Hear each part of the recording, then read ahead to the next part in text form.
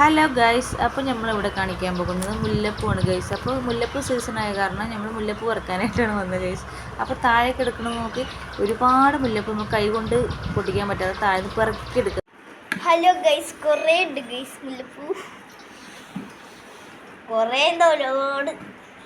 അപ്പോൾ നമ്മൾ ഇത്രയും കുറേ പെറുക്കിയെടുത്തിട്ടുണ്ട്. അപ്പോൾ നമ്മൾ അടുത്ത ടാസ്ക് ഇത് കോർത്തെടുക്കുക എന്നുള്ളതാണ്. അപ്പോൾ നമുക്ക് കോർത്തെടുക്കാം. ഇത് ഫുള്ളായിട്ട് കോർത്തെടുക്കുമ്പോൾ തന്നെ കുറേ ടൈം എടുക്കും. അപ്പോൾ നമ്മൾ ഓരോന്നോരോന്നായി കോർത്തെടുക്കുകയാണ്.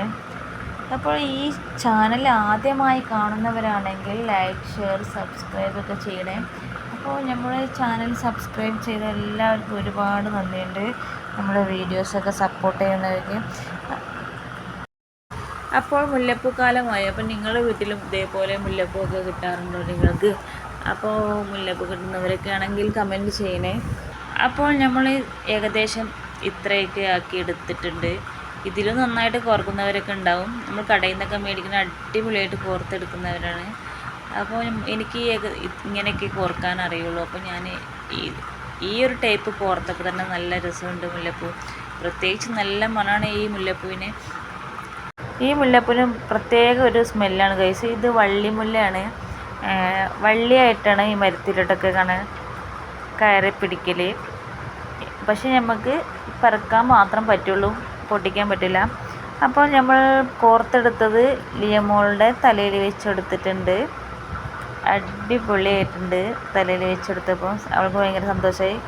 പിന്നെ ബാക്കിയെടുത്ത് നമ്മൾ സനമോൾക്കും ഇട്ട് കൊടുത്ത്.